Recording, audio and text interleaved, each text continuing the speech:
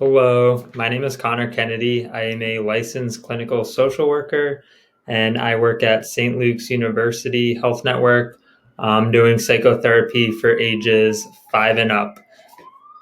Before this, I was doing family counseling for kids with behavioral issues and other mental health issues and working with parents on how to manage those behaviors and deal with these issues that kids and teens were facing.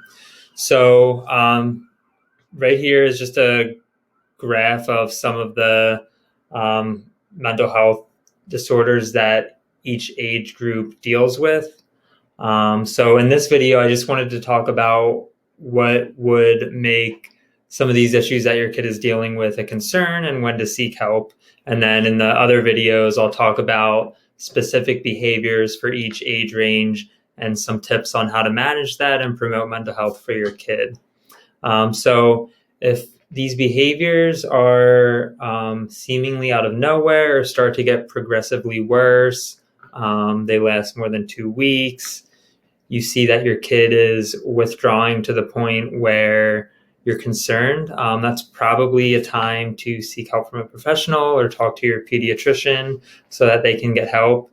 And then the other thing to remember is that some of these behaviors are normal for kids, such as changes with school. There's a lot more depression and anxiety with COVID and everything that brings. And then some behavioral issues are common for certain age groups, and it's only a concern when this child moves to the next age group and these behavioral concerns are still there. So an example is tantrums. Up to around 4 years of age, kids are going to have tantrums over things, and there are ways to manage them and make it a little easier for both you and your child. But after 4 years of age, if these tantrums are still happening, it might be a sign of something more serious, whether that's a trauma, abuse, some other mental health concern going on, and that might be a time to seek professional help. So anything out of the ordinary that gets progressively worse and doesn't seem to get any better no matter what you do is probably a sign to get help from a professional or talk to the pediatrician. And anything that you're noticing is becoming long-term or super severe as well. So tantrums are normal, but if they are lasting hours on end and don't get better no matter what you do, that's a sign.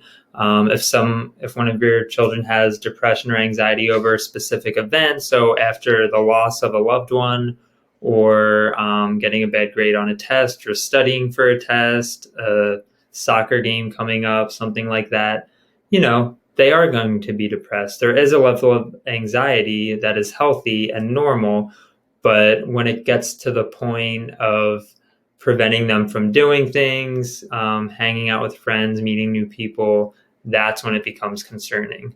So in the next few videos, I am going to go over each age range with common mental health issues and how you can kind of work on them and help your child out. And then here also is some helplines that you guys can use. So the National Parent Helpline is helpful if your child is dealing with a mental health condition. The National Mental Health Association can help you find resources and tools to use in dealing with mental health issues with your children.